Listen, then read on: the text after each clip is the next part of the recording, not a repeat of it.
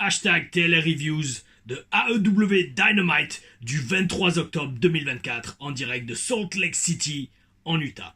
Oh oui, va-t-il y avoir une introduction dans cette vidéo? Je n'en ai absolument aucune idée. Pourquoi?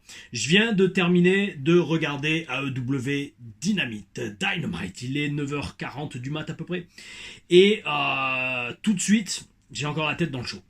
Et un show où on a vu beaucoup de bonnes choses, des choses un peu moins bonnes.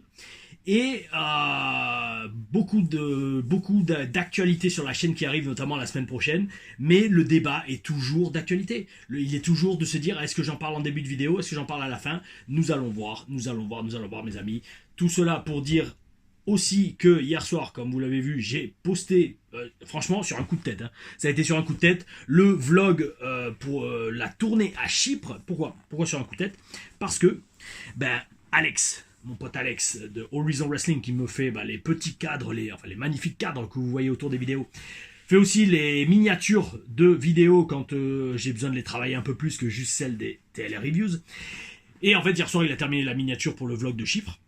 Merci à toi amigo, tu le sais, oh oui. Et représente. Et en fait je me suis dit pourquoi attendre? Parce que comme vous l'avez vu le vlog fait 3 heures, plus de 3 heures. Donc d'un autre côté, deux choses.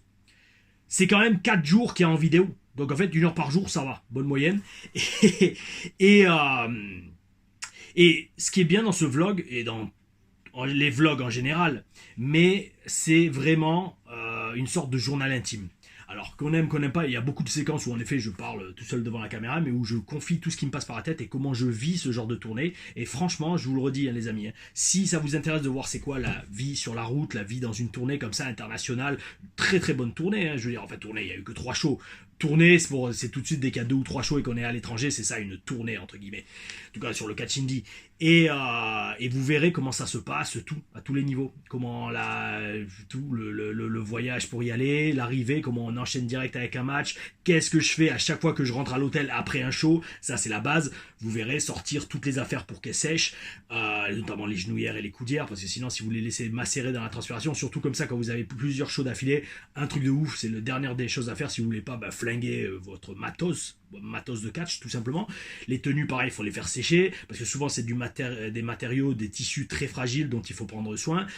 Voilà, et comme après j'ai eu la chance de pouvoir passer les journées à l'hôtel avec les reviews, je faisais les reviews, il fallait faire les courses pour acheter de quoi manger, enfin bref, pareil après dans les vestiaires il y a une séquence accélérée, ça je l'avais déjà fait sur un vlog que j'avais fait sur un show en Italie il y a 4 ans, non 5 ans peut-être, oui 5 ans parce que c'était en 2019, à Noël 2019, waouh le temps passe vite, 5 ans déjà, j'ai l'impression que c'est hier ce show et ce vlog.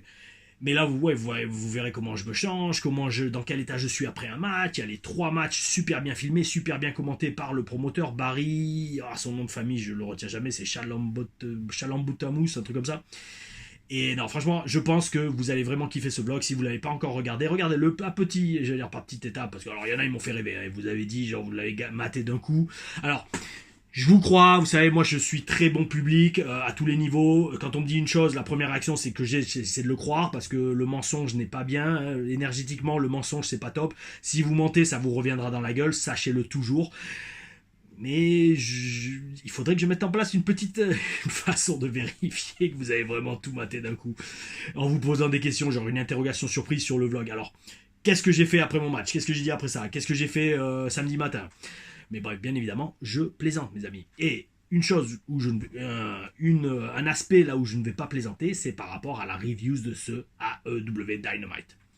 En direct de Salt Lake City, Utah, du 23 octobre 2024, comme je l'ai dit en début de vidéo. Allez les amis, on attaque. Alors, déjà, je sais pas trop parmi tous les nouveaux abonnés. Ah oui, alors, très important, on a dépassé les 5000. Alors ça, j'avais promis qu'on fera un live. Promis, ça, on va le faire. Il faut juste que je trouve le bon moment pour le faire. Peut-être dimanche prochain, on va voir. Dimanche prochain, 18h, parce que comme il n'y a pas de pay-per-view ce week-end, peut-être que je vais avoir le temps. Ça dépend, je sais pas à quelle heure je rentre de Marseille. Non, je vais rentrer tard. Non, je vais rentrer tard, c'est mort. C'est mort, parce qu'on a un show à Marseille. Et je crois, mon train il est à 8h. Ouais, 8h du soir, donc je serai pas rentré avant 22h30, 23h à Nice. Non, c'est mort. Ça sera pas dimanche, mais à la semaine prochaine. La semaine prochaine, gros programme, mais ça on en parlera en fin de vidéo. Et donc bref, déjà, merci à vous tous. On a passé la barre des 5000. Oh oui, bel esprit, très très bel esprit. Merci. Et d'ailleurs, c'est Johnny Catch, je crois, Johnny Catch. Oui, pas Johnny Wrestling. Johnny Catch qui a une chaîne YouTube avec pas mal d'abonnés, qui a retweeté la vidéo de la Taylor Stories numéro 2, donc merci à toi, je t'ai remercié en commentaire, je te remercie encore en vidéo, c'est très sympa, parce que voilà, c'est au final, c'est... tout le monde a à y gagner en fait, tout le monde a à y gagner que, j'allais dire, que le YouTube français grandisse, parce que, alors d'une façon ou d'une autre, peut-être sur, j'allais dire sur le nombre d'abonnés, mais ça au final, ça veut rien dire, parce que je pense qu'aujourd'hui tu peux acheter des abonnés hein, sur internet, c'est même pas tu peux, je sais que ça se fait, mais tout le monde a à y gagner à ce que ça se développe, parce que je suis en compétition avec personne. C'est pas de la compétition, je veux dire, il y a aucun catcheur français, ou même francophone, j'ai presque envie de dire, toujours en activité, qui fait autant de vidéos et qui regarde autant de catch et autant de reviews. Donc en fait le truc, je dis pas ça pour me le raconter, pas du tout, mais c'est pour faire passer le message que si je fais ça, c'est pour partager ma passion, mais ma passion que je vis d'une façon que personne d'autre ne vit sur le YouTube français. Et c'est pour ça aussi que vous vous en rendez compte, que vous kiffez et qu'il y a quasiment que du positif. Il y a franchement que du positif et ça, c'est énorme. Je pensais pas qu'aujourd'hui sur Internet, en 2024, c'était possible de n'avoir que des retours positifs. Donc, oh oui, oh oui, bel esprit, merci à vous, les amis. Et donc, alors, pour les nouveaux arrivants, comme je disais, je sais pas si vous regardez beaucoup la AEW, je sais pas si vous allez regarder cette review, mais dans tous les cas, dites-vous une chose, ici, on a l'esprit ouvert. Je pars avec aucun a priori. La première fois que j'ai regardé la AEW, j'ai été bluffé de voir autant de talent et autant de qualité. Et dans ce Dynamite, est-ce que j'ai eu la même chose? Est-ce que nous avons eu la même chose? C'est ce que nous allons voir. Donc mes amis, c'est parti. Début du show. Alors autant les shows WWE commencent toujours pareil, avec toutes les superstars qui arrivent avec leur petit sac et qui arrivent dans les vestiaires, qui permet de faire mousser ce qui arrive dans la soirée. Autant maintenant, j'ai remarqué que depuis 4 semaines à peu près, un peu plus peut-être, les Dynamite commencent aussi tous pareil. Et ils commencent tous par une vidéo tournée à l'avance du BCC, du Black Bull Combat Club. Ouais, bah écoute, si chacun a sa formule, allez-y les amis, hein, tant que tout le monde y trouve leur bonheur. Et donc Jon Moxley est le nouveau champion, ça on le sait, et il va faire la loi à la AEW, gros résumé. Ça ne plaît pas à tout le roster qui l'attend en groupe dans le parking pour se venger de la semaine dernière où c'était parti en baston général et grosso modo où le BCC avait déclaré la guerre à tout le roster de la AEW. Une petite vibe Nexus, NWO, peut-être, ok, voyons où ça mène. Mais comme je le redis, les shows AEW depuis quelques semaines commencent toujours comme ça. Donc écoutez, bon, on verra, hein, je veux dire. Le truc c'est que ça va être le maître mot de cette review, c'est... Alors, sans être méchant, le booking a été un peu laxiste sur ce show. Et on va voir ça en détail. Donc, ça commence ensuite une promo dans le ring d'Adam Page. Promo qui dure pas longtemps, parce que Colton Gunn l'attaque direct. Et là, premier bon point positif, de voir un des deux frères Gunn à l'écran en action, entre guillemets, même si c'est juste une attaque, une intervention. Franchement, je suis très curieux de voir les fils de Billy Gunn, voir ce qu'ils valent en personne, parce que je les avais rencontrés à Flatbacks Training, l'école de Tyler Breeze et de Sean Spears, il y a quelques années, 2 ou 3 ans peut-être. Ils étaient venus avec leur père justement faire un entraînement, et ouais, ça va, ils avaient un bon petit potentiel, ils ont un bon petit look, et puis surtout ils ont le pédigré et la génétique, j'imagine, de leur père. Donc voilà, je suis très curieux de les voir en action. Donc c'est Colton Gunn qui vient venger son frère qui s'est fait attaquer par Adam Page il y a quelques semaines. Jay White et Juice Robinson viennent sauver le fils de Billy Gunn qui commence à se faire défoncer lui aussi. Et on dirait bien que la feud Jay White et Adam Page continue. Bel esprit. Parce que j'aime bien les deux catcheurs dans le sens que les deux ont un bon petit physique. Au micro, ils sont vraiment pas mal. Dans le ring, ils sont très bons. Franchement, bel esprit. Et puis les deux font catcheur. Les deux font hommes, ils font catcheur. Bel esprit, oh oui, oh oui. Alors, petit commentaire, c'est un commentaire privé et de vécu. Je pense sincèrement qu'il doit y avoir une grosse ambiance dans les vestiaires de la AEW. Pourquoi je dis ça? Parce que Juice Robinson, qui est associé dans le Bang Bang Gang avec les deux frères Gunn, Colton et Colby, je crois. Non, c'est Colton et Colby Gunn. Non, c'est quoi son deuxième nom? J'ai oublié, enfin bref. Enfin, les deux fils de Billy Gunn. Juice Robinson et Billy Gunn se sont toujours super entendus. Quand on était ensemble dans la même classe, je m'entraînais avec Billy Gunn et qu'il y avait Juice Robinson aussi dans la classe, qu'est-ce qu'on rigolait parce que en fait voilà c'est. Alors Billy Gunn est super. Alors super catcheur, super coach, ça clair et net. Très très bipolaire. Un jour il peut être super sympa. Et des fois, avant l'entraînement, il arrivait, il tirait la gueule et on comprenait direct, genre, il arrivait, il tirait la gueule, on lui disait bonjour coach, ça va, et tu sais, genre ouais coach, la forme. Et là, tu sais, il regardait, il ne te regarde même pas, il fait bah allez vas-y, montez, chauffez-vous. Je fais ok d'accord, c'est bon, ça va. It's gonna be one of those days, ça va être un de ces jours comme ça. Mais franchement, de façon générale, après, en fait, c'était des fois au boulot, souvent au boulot qu'il était comme ça, mais après quand dans la vie en dehors, je lui avais fait une peinture d'ailleurs, une peinture d'un chien. Ouais, parce qu'il adore les chiens, il adore les pitbulls.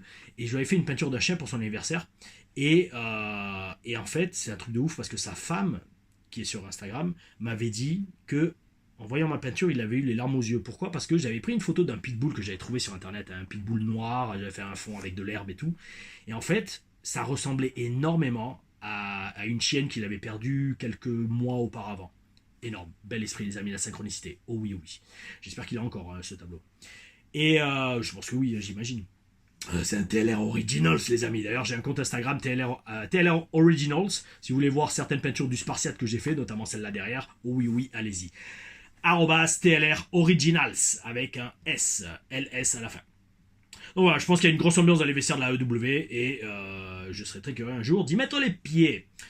Singles match entre Sammy Guevara et Shelton Benjamin. Alors déjà, le physique de Shelton Benjamin, les amis. Énorme. Énorme. Le mec, il a plus de 50 ans, on a regardé, ou 49 ans, je sais plus, on a regardé dans la dernière review. Énorme. Le mec, il est franchement énorme. Physique de ouf.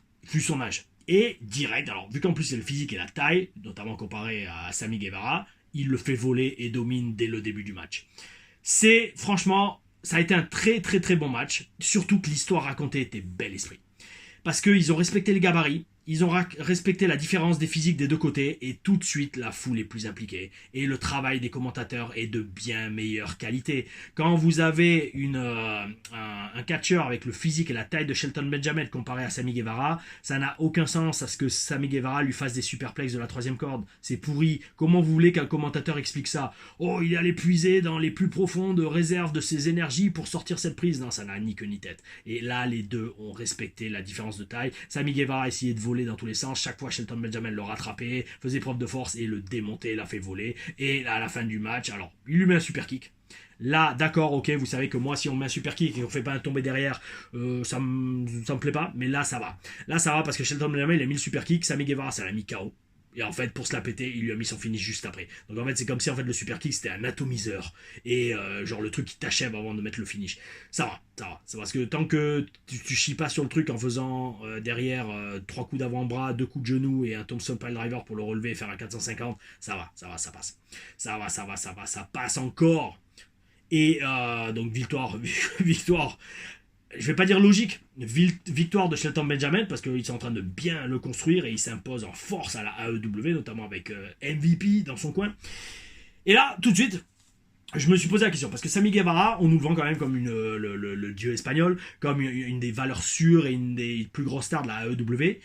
Est-ce qu'il a toujours de la hit? Est-ce qu'il a toujours, il est toujours en mauvais terme avec les officiels? Parce que j'ai l'impression que l'odeur de la serpillière humide commence à flotter autour de lui. Parce que là, je veux dire, perdre comme ça contre Shelton Benjamin, il n'a pas eu énormément d'offenses. Ça a été vraiment un match à sens unique, quasiment. Le clan des serpillères a déjà été bien blindé à la WWE, là, avec Raw. Est-ce qu'à la AEW, il y en a quelques-uns, je me souviens de mémoire, je sais plus exactement, je tiens plus les comptes. Mais ouais, là, Sammy Guevara, frérot, t'as une serpillière, l'ombre d'une serpillière qui te flotte au-dessus de la tête. D'ailleurs, petite info, parce que ça, en fait, j'ai jamais expliqué, c'est vrai. Je l'utilise, mais c'est tellement naturel. En fait, même, vous savez, le terme serpillière, c'est même pas en fait genre un truc que j'allais dire j'ai inventé ou quoi. C'est un terme que en inside on utilise au catch. C'est combien de fois, alors surtout en français parce que après en anglais je sais pas comment on dirait, mais parce que j'ai jamais vraiment dit comme ça, en tout cas en anglais je l'ai peut-être dit autrement, mais en français c'est genre ouais vas-y ce soir je vais faire la serpillière. Voilà, ça c'est une phrase de catcheur dirait quoi. C'est genre ouais, ce soir je vais faire la serpillière quoi. Pourquoi? Ça veut dire grosso modo je vais rester au sol et je vais nettoyer tout le ring en chutant et en vendant quoi. Donc au moins vous savez, quand je dis le clan des serpillères, c'est pas juste une image que j'ai inventée, hein, c'est vraiment un terme de catcheur français, francophone en tout cas. Voilà. Et donc écoute Samy, j'espère que l'odeur de la serpillière va s'éloigner de toi très très rapidement. Ensuite mes amis, nous avons une in-ring promo avec Kyle Fletcher. Alors, sans dire exactement tout ce qu'il a dit, ça va. Kyle Fletcher, c'est pas mal du tout au micro. Oh oui. Alors ce qui est encore plus pas mal, c'est que la semaine dernière, pourri, genre bonjour, pouvez-vous expliquer vos actions d'avoir attaqué votre meilleur ami Will Ospreay comme ça avec un tournevis. Et Kyle Fletcher, tu sais quoi, vous voulez que je m'explique? Eh ben non, je vais pas le faire. Et là, il se fait huer et il se barre. Ok, bof, très bof, façon de faire. Alors, on sait pas ce qui s'est passé en une semaine. Je sais pas, peut-être qu'il a vu la lumière. Est-ce qu'il a fait un réfrémonitoire? Est-ce qu'il a eu des menaces d'entités qui tournaient autour de lui? Là, il est venu, il a tout expliqué. Hein. Il a quasiment tout dit. Hein. Donc bon, ça va, au moins ça justifie un peu le truc. Et par contre, dans sa promo, il y a eu de bons arguments. Parce que c'est vrai que, alors ça, c'est le dilemme classique des jeunes qui font de la voltige. Le problème, les amis, c'est que si quand vous faites que de la voltige pour vous démarquer, et que vous essayez de faire dans votre voltige tout ce que font les meilleurs voltigeurs du monde, et notamment le meilleur voltigeur du monde, par exemple, en ce moment, Will Ospreay. Ou Ricochet, peu importe. Les deux sont à peu près pareils. Même si Ricochet, je pense, est un peu plus athlétique aujourd'hui que Will Ospreay. Bref, le problème, c'est que si vous brillez que par ça, forcément, on va tout le temps vous comparer au numéro 1. On va faire, ouais, il est bon, mais bon, il est pas aussi bon que Ricochet. Ah ouais, il est pas mal, mais il les fait pas comme Will Ospreay. Et en fait, le problème, c'est ça, c'est que si vous brillez juste parce que vous faites dans le ring, on va toujours vous comparer à quelqu'un qui le fait mieux que vous. Et c'est la base de tout. Et que même un Ricochet, ok, là, il brille, il est au sommet du monde au niveau du catch gymnastique, catch de gymnaste ou catch de gymnastique, mais ou la gymnastique de combat, terme que j'avais inventé là aussi. Mais il va toujours y avoir un mec qui va arriver après toi qui sera meilleur que toi. Et c'est ça le problème, je veux dire, tu peux pas construire une carrière sur le long terme comme ça, surtout en plus avec les chutes que vous prenez, les amis, je sais pas comment vous faites. Je sais pas comment vous faites. Mais dans tous les cas, non, franchement, Kyle Fletcher m'a beaucoup impressionné dans cette promo. Il défie Will Ospreay pour la semaine prochaine, et franchement, il a une grosse intensité. Il marque beaucoup de bons points dans cette promo, et alors encore plus à la fin, il termine en se rasant le crâne avec une tondeuse. Quel meilleur message visuel que de montrer un changement à la fois de personnalité, de dynamique et d'énergie dans ce personnage. Oh oui, bel esprit. Suite à ça, mes amis, nous avons un tag team match. Alors là, j'étais content. Je vois arriver Brian Cage et Lance Archer. Et je me dis, super. Parce que déjà, non, ça, les deux, on a... Enfin, je les connais, je peux pas dire bien, mais j'ai une histoire avec eux. Lance Archer, j'avais fait équipe avec lui en 2007. 2007, les amis, il y a 14 ans. Hein. C'est ça, ouais, 14 ans. Non, 17 ans. Il y a 17 ans, j'avais fait équipe avec Lance Archer à San Francisco au Cow Palace contre Abyss et Shark Boy, les mecs de la TNA. Et d'ailleurs, Lance Archer à l'époque était à la TNA. Donc, bel esprit. Et Brian Cage, lui, je l'avais croisé plusieurs fois, notamment, j'avais été à ses tryouts en Californie en 2008 où il a été signé. Ça avait été un truc de ouf, ça j'en parlais dans une TLR Stories, tous mes tryouts WWE. Et tous, parce qu'il y en a eu pas mal quand même. Et 2008, 2011, oh oui. Et vous verrez, c'était une histoire de fou. Hein. Brian Cage, waouh, à ce tryout, je vous laisse saliver avant la TLR Stories, qui en parlera. Et après, je l'avais recroisé en Allemagne et tout, et il se souvenait de moi, bel esprit. Franchement, il m'avait fait rêver, parce que genre, on s'était pas vu depuis presque 10 ans. Et je l'avais recroisé sur un show German Wrestling Federation, GWF, en Allemagne, pour la fédération d'Ahmed Cher, que j'ai un match avec lui, que je mettrai dans une TLRM, énorme le match. Énorme, franchement c'est énorme, c'est un match 2009, bel esprit. Très bon catcheur à Ahmed Cher, une référence européenne, et JWF il fait un très bon business avec, et donc il avait booké Brian Cage, et Brian Cage m'avait reconnu. Il m'avait dit ouais mec, tu vas bien et tout depuis tout le temps, et je suis oh, d'accord frérot, on a dû se croiser 3 fois dans notre vie, et tu te souviens de moi, bel esprit. Donc j'étais très content de les voir, parce que je suis curieux de voir, je sais qu'ils sont à la ROH, je crois, mais là ce Dynamite c'est super, parce que j'ai vu beaucoup de nouvelles têtes. Oui, pour moi c'est de nouvelles têtes, parce que je regarde la EW que depuis 2 ou 3 mois, hein. Donc il y a beaucoup de gars que je sais qui sont sous contrat avec Tony Khan, mais je les ai jamais vus à l'action, en tout cas à Dynamite. Donc bel esprit, et ils sont contre des gars qu'on n'a même pas présentés. Donc un match super rapide pour établir donc Cage et Archer comme s'ils en avaient besoin, parce que d'un autre côté t'as un mec comme Cage qui a probablement le meilleur physique du business aujourd'hui, et Archer qui fait 2m05 je crois. Donc t'as Brian Cage, c'est une montagne de muscles, bel esprit, sa tenue de King, il m'a fait rêver, il y a quelques mois il l'a mise, et il aurait dû faire le masque aussi, plutôt que juste la cape et le collant. Et Archer, le mec il a la taille, et le look aussi, un bon look de tueur, donc dans tous les cas, c'est ça le truc, je sais même pas si ça les établit tant que ça de faire un squash match contre deux, entre guillemets, jobbers qui avaient quand même des physiques, parce que, en fait, on voit les gars, on voit Archer et Cage, on sait direct que c'est eux les stars du match et on sait direct qu'ils vont gagner, ne serait-ce même si on connaît pas le business, même si on connaît pas le catch, on connaît pas la EW, on voit ces gabarits-là, on sait qu'ils vont exploser les gars en face d'eux. Donc, est-ce que ça aurait été pas plus judicieux de les mettre contre une équipe de mid-card? Au moins, comme ça, au moins, ça les établit un peu plus. Enfin, ça les établit, ils n'ont pas besoin d'être établis, là, encore une fois. Les gens les connaissent, et par leur apparence et leur look et leur physique, ils vont stand out. Mais en battant des jobbers et des nobody, ben, en fait, c'est ça, ils ont battu des nobody. Ça aurait été mieux, je pense, de les mettre contre une mid-card, qui aurait eu peut-être un peu d'offense, mais ils auraient quand même battu des gens un peu plus établis. Voilà, ça c'est mon point de vue de catcher, catcher/booker. Oui, oui. Alors, suite à ça, très très gros match, les amis, très très gros match. Un ladder match pour le ROH.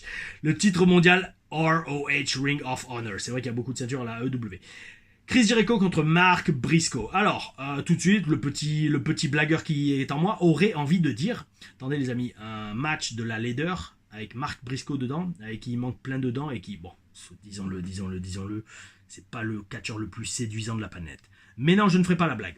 La blague, c'était, pour ceux qui sont nouveaux sur les TL Reviews, c'était avec Marcus Louis, enfin, Baron Dax, à la TNA.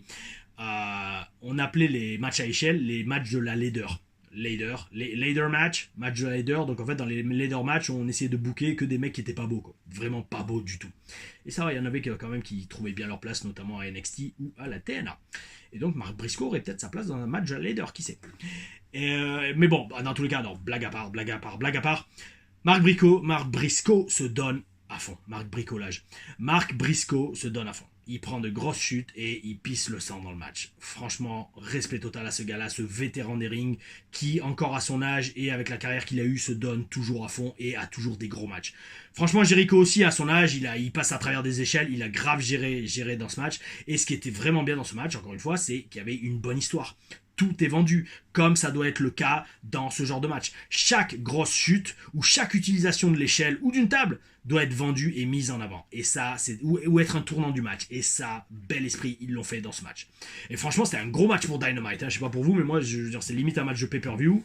Et en parlant de gros match, la fin du match, les amis. La fin du match, avec Big Bill qui arrive, qui prend Mark Briscoe, il le chope du haut de l'échelle, il le chokeslam au-dessus des 3 cordes, à l'extérieur du ring, à travers des tables, et après il prend littéralement Jericho sur ses épaules pour monter l'échelle avec Jericho sur ses épaules et que Jericho gagne le match. Énorme. Bon, déjà, on a un nouveau champion ROH, d'accord. Chris Jericho, énorme pour sa carrière. Bon, après, il n'en a pas besoin, mais ça va être une accolade de plus qu'il va pouvoir rajouter à son CV, parce que je pense pas qu'il ait jamais été déjà champion ROH. Hall of Famer de ouf, garanti dans tous les Hall of Fame du catch possible sur la planète. Et surtout, le booking de Big Bill. C'est magnifique.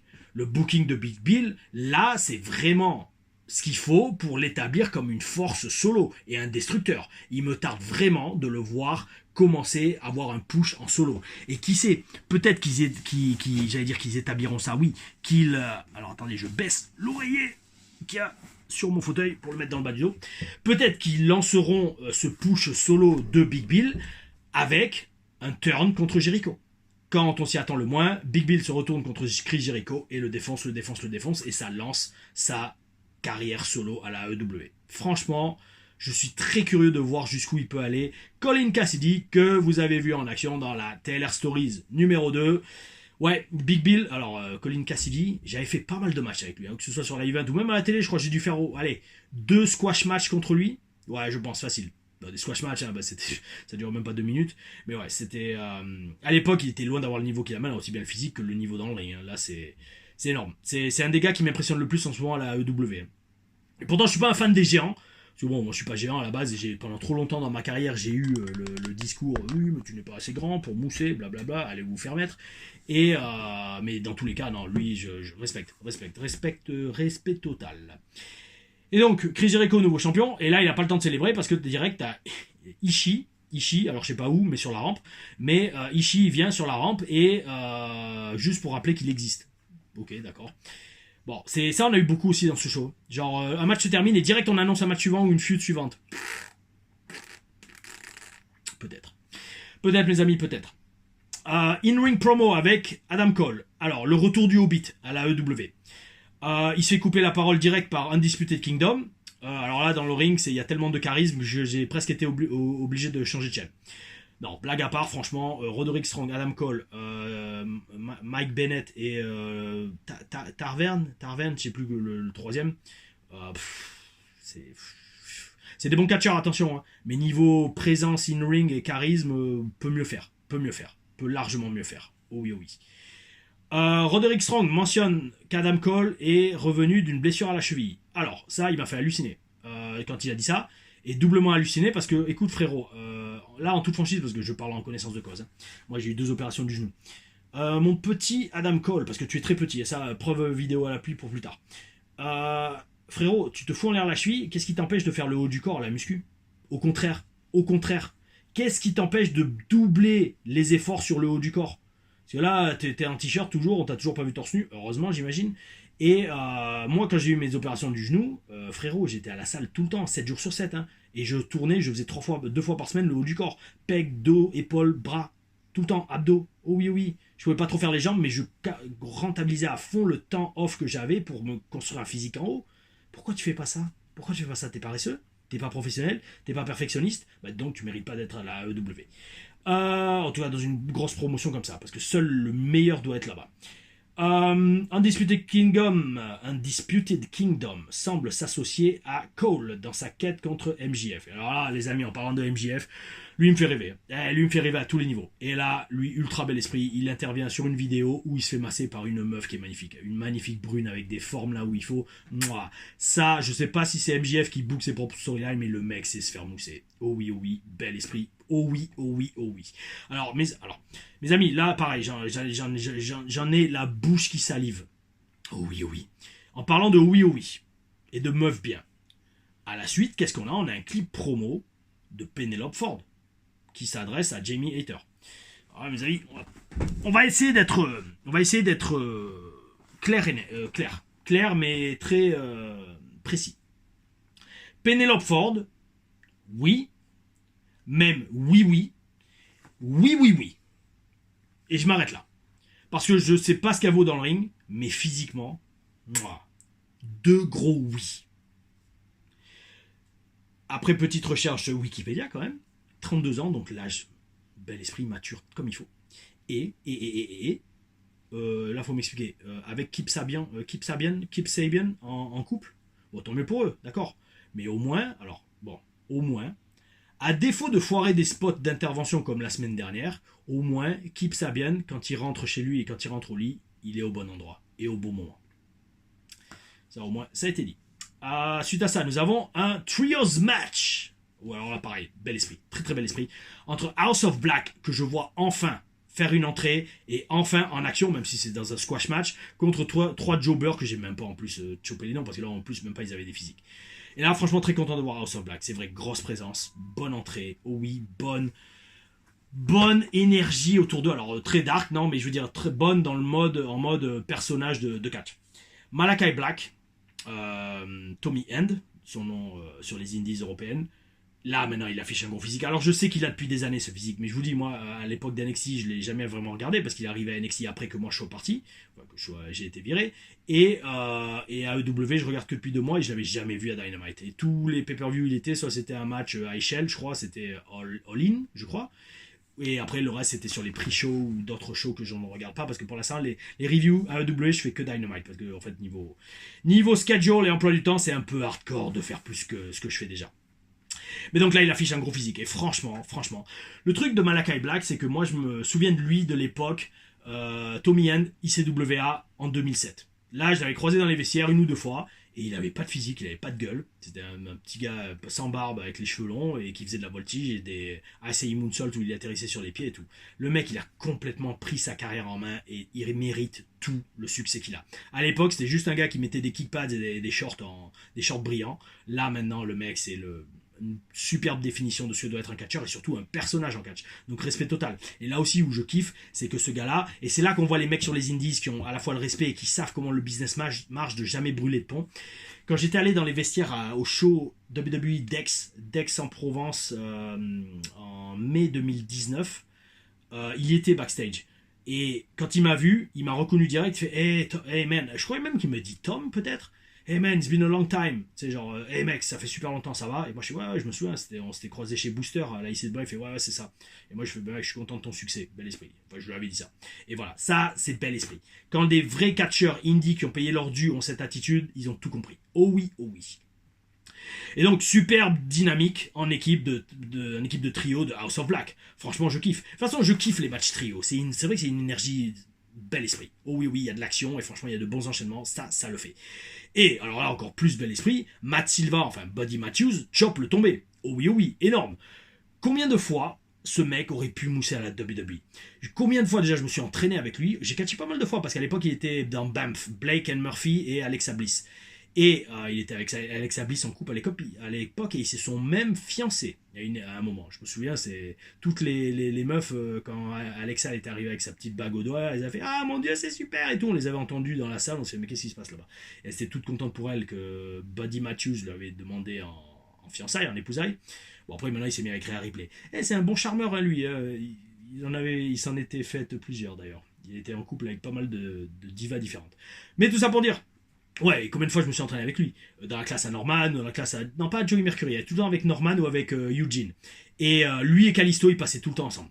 Ah, ils passaient tous, c'était relou, ça devenait relou, tu vois. En fait, dès qu'il y en a un des deux qui montait sur le ring, l'autre il se dépêchait de monter, quitte à ce que deux rentrent en même temps, et je fais, allez, c'est bon.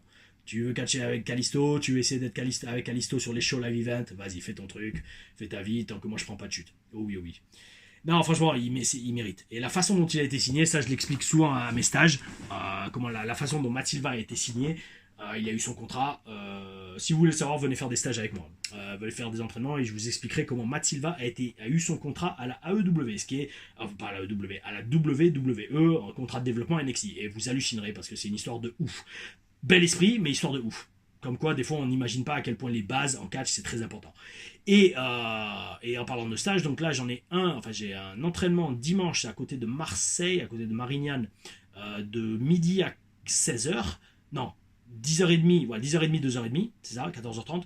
Et après, le prochain, ça sera le 2 novembre à Bolène, midi 16h, je crois. Ouais, c'est ça, le 2 novembre, c'est ça. Avant un show, là aussi.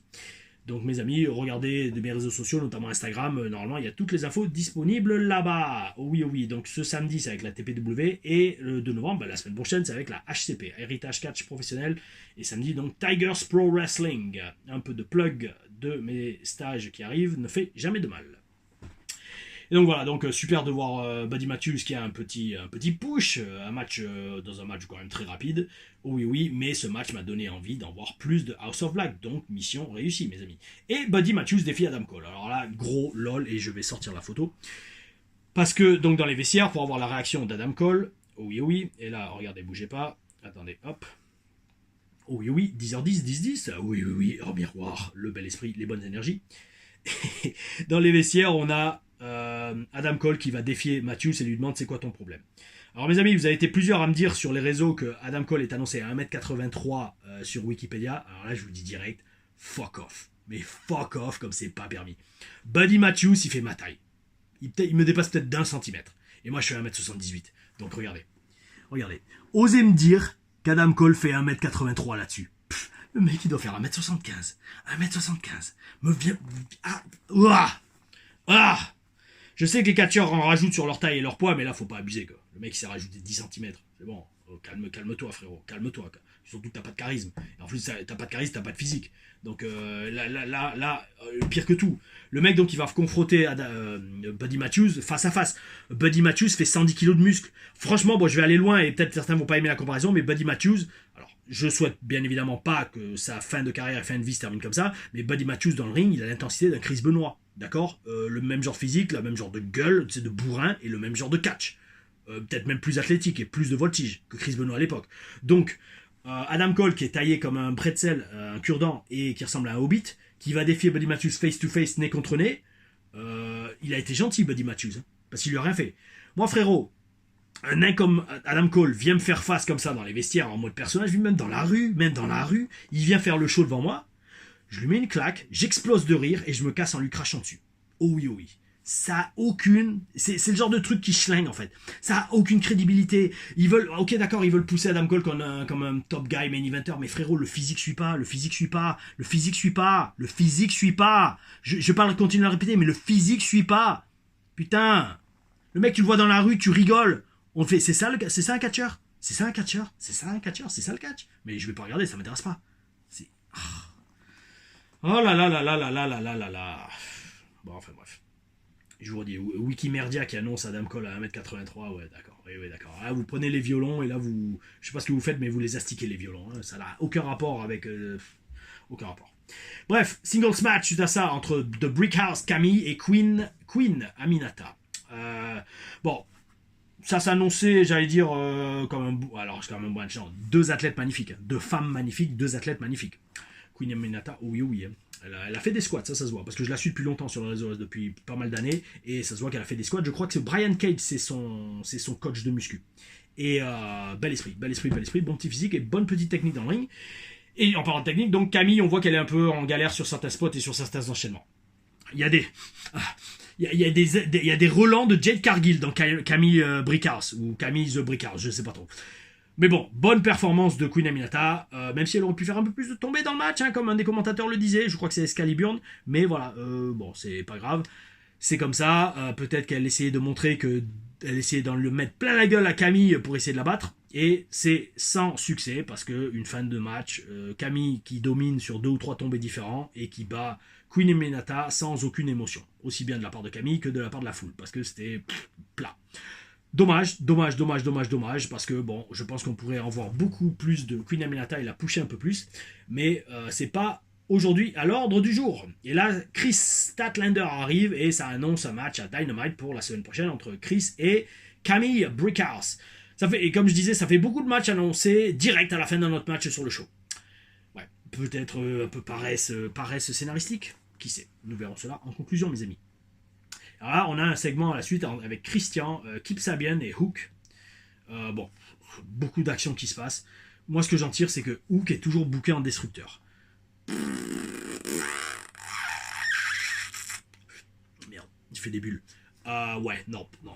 Là, ok, c'est un babyface. Ok, il peut être efficace et dangereux, mais là, non. Non, il a pas le physique d'un destructeur.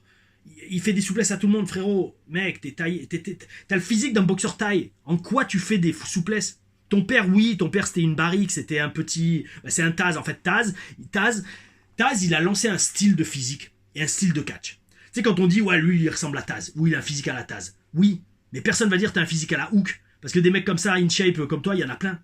Et par contre, tu catches comme ton père, mais t'as pas le physique comme ton père.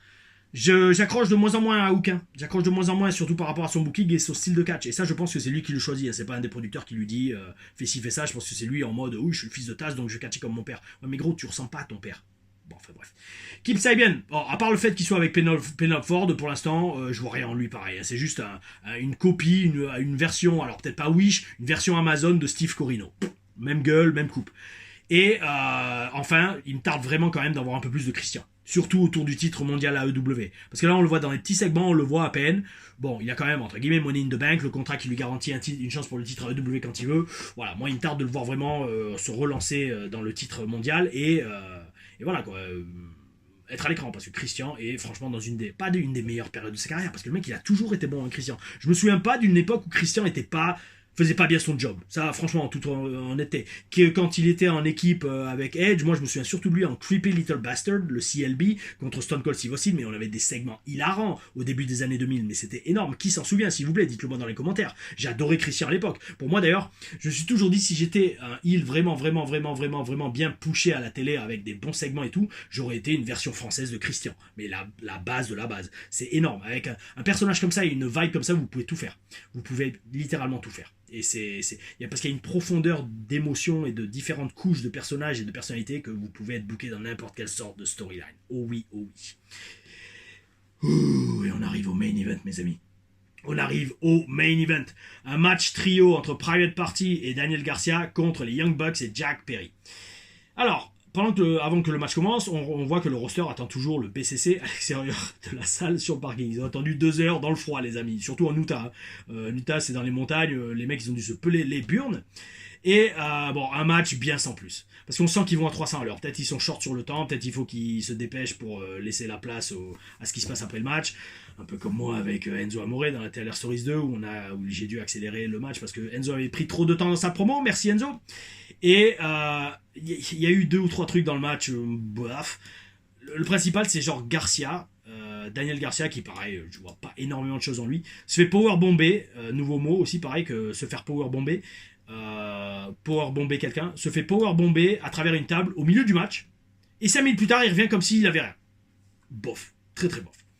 Victoire de Private Party qui challenge ensuite les Young Bucks pour le titre par équipe la semaine prochaine, là encore, direct après le match. Et s'ils perdent, ils promettent de se séparer. Un peu con comme stipulation, mais bon, si c'était la seule façon pour que le Young Bucks accepte, ok d'accord. Mais c'est vraiment bizarre cette vibe de où il y a les Young Bucks et les patrons. Et en attendant, ils ont droit de vie ou de mort sur tous les storylines et le roster. Parce qu'ils sont champions, mais c'est eux qui décident qui les affrontent. Ouais. Moyeno. Et là, boum, comme par hasard, juste à la fin, le BCC arrive et attaque Chuck Taylor. Ok. Peut-être qu'ils ont l'air de teaser un passage un peu plus extrême et plus sérieux d'Orange Cassidy. Allez, why not? Parce qu'Orange Cassidy connecte bien avec la foule. Peut-être que ce passage en personnage un peu plus intense et sérieux, ça va redonner un second souffle à sa carrière. Parce que c'est vrai que ça tourne assez en rond. Donc mes amis, au final, on a eu un Dynamite avec beaucoup de bons points. Mais un certain laxisme au niveau du booking. Il y a eu pas mal de squash match pour établir de nouvelles, je dis bien nouvelles entre guillemets, têtes. Et beaucoup de matchs annoncés à la va-vite pour la semaine prochaine, à la fin de notre match. Ouais. Là, franchement, vous savez, les amis, j'adore la AEW, hein, don't get me wrong. Hein, pareil à la WWE, en ce moment, je vous dis, on vit une époque de ouf pour le catch. Il faut s'en rendre compte et il faut l'assumer. Et pareil, hein, pareil pour le catch français. Hein, on vit une grosse époque pour le catch français. Hein. Malgré tout ce que certains peuvent dire, oui, le catch français, ça va pas bien. Non, mais ça a toujours été comme ça, en fait. Ça a toujours été comme ça. Et pareil, le catch américain. Et donc, bref, tout ça pour dire, même si je kiffe la AEW, je commence à apercevoir un peu ce dont on me parlait quand on me disait l'irrégularité dans la qualité du booking à la AEW. Là, je commence à voir. Parce que c'est vraiment bizarre. Parce que autant on peut avoir un gros show une semaine, et la semaine d'après, on peut faire ouais, c'était moyen, quoi. Après, ça veut pas dire que c'était mauvais, non. Mais avec le regard, j'allais dire, d'un expert et surtout d'un analyste, pas juste d'un fan, ouais, c'est vrai que je me dis, mais comment ils sont capables de faire des storylines aussi bien la semaine d'avant et la semaine d'après, faire un truc autant à la va-vite. Vite, faut qu'on annonce les matchs pour la semaine prochaine. Et donc, à la fin de chaque match, on va les annoncer. Avec un mec qui vient et qui lance un défi, soit au micro, soit juste en étant sur le stage, sur la scène d'entrée. Bizarre. Surtout qu'en plus, bizarre, je vous redis, dans les vestiaires, ils ont quand même Jake the Snake, Billy Gunn, Jerry Lynn, Arn Anderson, je sais plus s'il y est, Dustin Rhodes.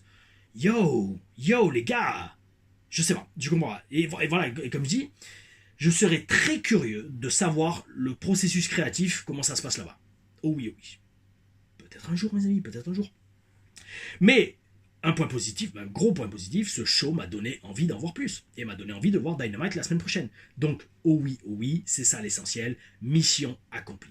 Oh oui. En parlant de mission accomplie, mes amis, il y en a plein d'entre vous qui ont accompli la mission de m'aider et de me montrer du doigt là où j'avais fait la prédiction que Jey Uso allait perdre son titre intercontinental à cause de Solo Sikoa, son petit frère. Et alors, en toute franchise, je vais pas me faire mousser en disant regardez l'extrait vidéo, je m'en fous. Franchement, je m'en fous. Mais je l'ai fait. Oh oui. Enfin, je l'ai fait. Je l'avais prédit. Mais non, par contre, comme j'avais promis, dédicace à tous ceux qui m'ont... Attends, on voit? Non, on voit pas. Bon, bref, l'écran est trop clair. Mais dédicace à tous ceux qui m'ont donné le passage exact. Dédicace, alors, dans l'ordre non chronologique, du plus récent au plus ancien. Dédicace à Mathieu Bellhomme 1068. Bel homme, bel esprit, oh oui. Dédicace à Joyam Wrestler, qui avait fait quelques stages avec moi à la PC, si je me souviens bien. Dédicace à Eddie Johnny 22. Alors toi, tu m'en as mis 2. Tu m'as mis les extraits avec le lien pour cliquer. C'est dans la review de Raw de la semaine dernière et celle de Raw de la semaine d'avant. Oh oui. Avec la petite miniature avec les 2 grosses qualités de Tiffany Stratton. Oh oui. Son talent et son charisme. Et donc Eddie Johnny, magnifique. Lui, là, il me dit littéralement, ouais, c'est dans la Tele Reviews du 14 octobre à 36 minutes 40. Bel esprit. Et Ciel Azur, FC 9744. Alors je pense que t'es un mec, j'espère pas te tromper. Qui fait toujours de très bons commentaires, très longs et détaillés. Les amis, merci. Parce que oui, je suis allé retourner voir l'extrait. Je me fais, ouais, c'est vrai que j'avais eu un éclair comme ça. Alors, je vais essayer de me souvenir à SmackDown, pour la review de SmackDown, qui sera la prochaine vidéo sur la chaîne, de ma vision de comment je vois la feud Tiffany Stratton et Nia Jax évoluer dans les prochaines semaines, prochains mois, parce que je pense que ça va aller jusqu'à Mania. Et parce que j'ai eu ça la dernière fois dans un état de semi-somnolence. Et c'est là qu'on est connecté avec les énergies de l'univers. Oh oui, oh oui. Et mes amis, donc, merci à vous tous. Et merci à tous pour vos, pareil, comme d'hab, la participation, l'engouement pour la chaîne. Oh oui, le succès petit à petit que ça rencontre. Bon, pas petit à petit, hein, depuis le début. Alors attendez, j'ai juste baissé l'éclairage. Non, ça c'est le zoom. Hop. Voilà. Assombrir un tout petit peu. Parce que le jour se lève sur Nice, mes amis. Donc ouais, merci à vous tous pour votre participation. J'ai sélectionné la question de la semaine, mais avant d'y répondre, donc là, on va avoir, mes amis, on va avoir review de SmackDown cette semaine, et je pense que c'est tout. Je pense que c'est tout. Par contre, la semaine prochaine, on va tous déguster. En fait, tous. TLRAM lundi. Mardi, review de Raw. Mercredi, review d'NXT. Jeudi, review de Dynamite. Vendredi, review de TNA, le weekly show TNA. Samedi, review de SmackDown. Dimanche, review de Crown Jewel. Que demander plus? Un jour, une vidéo. Ça va être le thème de la chaîne la semaine prochaine. Et aussi pour fêter tous les nouveaux arrivants et les nouvelles arrivées. Et peut-être bien aussi le live vendredi. Non, dimanche soir. On verra. Je vous le dirai. De toute façon, il va y avoir 7 vidéos la semaine prochaine. Donc je pense dans une des vidéos, je vous dirai si je peux faire le live le dimanche ou pas. Dimanche 3 novembre, si je dis pas de bêtises. Oui. Allez mes amis, c'est parti. La question de la semaine. Et après, je m'en vais attaquer une grosse journée. Et vous verrez pourquoi. Sûrement. Oui. Ça va être un truc de ouf là aussi. Bref, allez, Magnus Spans me dit: Salut TLR, tout d'abord merci encore pour cette review, encore de bons points relevés, qui ne sautent pas aux yeux, même en étant fan de catch depuis plus de 20 ans. J'avais cependant une nouvelle question pour toi, ta dernière réponse à mes questions, bon allez, je saute. Alors, comment font les lutteurs pour leur tenue in-ring? Je m'explique. On voit parfois des lutteurs qui ont des tenues similaires de semaine en semaine et d'autres qui ont de nouvelles tenues toutes les semaines. Y a-t-il un budget alloué par les entreprises pour les lutteurs afin d'avoir de nouvelles tenues? Est-ce que l'ensemble des tenues sont financées intégralement par les lutteurs? Tu avais parlé brièvement des tenues hors ring pour lesquelles tu avais fait un investissement conséquent, je rajoute, quand tu étais chez WWE. Mais qu'en est-il pour les tenues in-ring? Te remerciant d'avance pour une éventuelle réponse. Je t'avais commandé une orgonite. Ah ouais, bel esprit. Oh oui, c'est il y a longtemps ça, mec. Garde-la parce que je ne pense pas que j'en referai, en tout cas pas pour d'autres personnes que moi ou des personnes très proches de moi, parce que ça demande une énergie de ouf. D'ailleurs là, on en voit peut-être là-bas derrière. Celle-là, c'est un pote qui me l'a fait. Jack French Ref. Oh oui. Michel Deschamps. Arbitre franc-tireur. Oh oui. Et j'en ai d'autres là-bas. Bref, tout ça pour dire.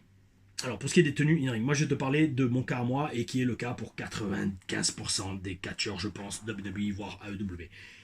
C'est tout à la charge du catcheur. T'as envie de faire une tenue différente chaque semaine, vas-y, mais tu vas dépenser énormément de thunes. Et donc pour ça, il vaut mieux avoir un gros salaire.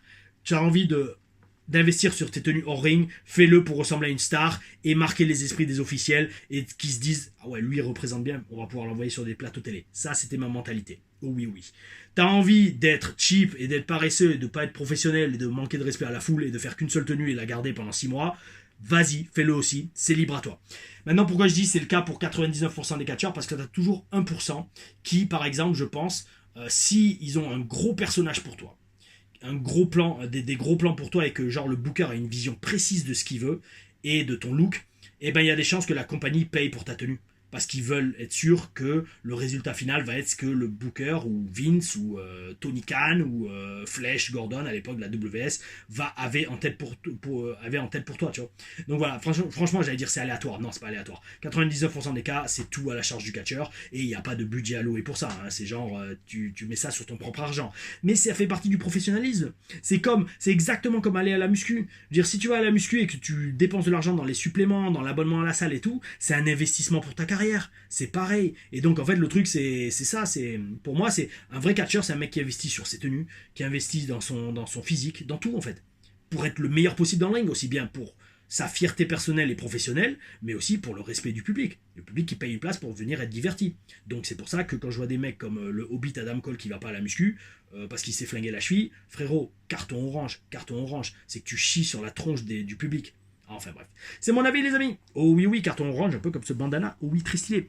Allez les amis, c'était la review, #TLR Reviews de AEW Dynamite. Je vous le dis, je suis pas à la bourre, mais grosse journée qui m'attend. Regardez les réseaux, tout est en dessous. Vous allez voir sûrement quelques stories.